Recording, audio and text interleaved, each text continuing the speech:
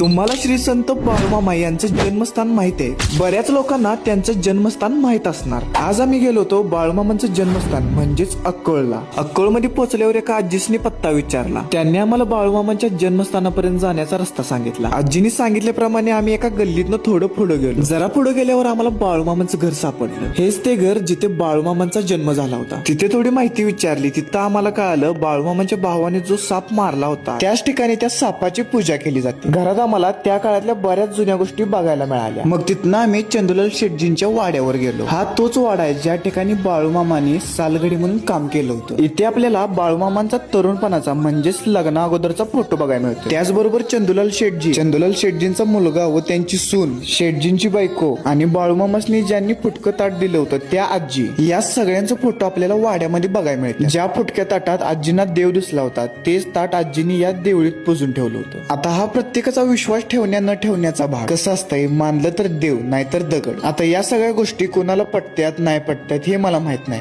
पण तुम्हाला जर हा व्हिडिओ आवडला असेल तर व्हिडिओला लाईक करा आणि तुमच्या भावाला फॉलो करा. जय श्रीराम.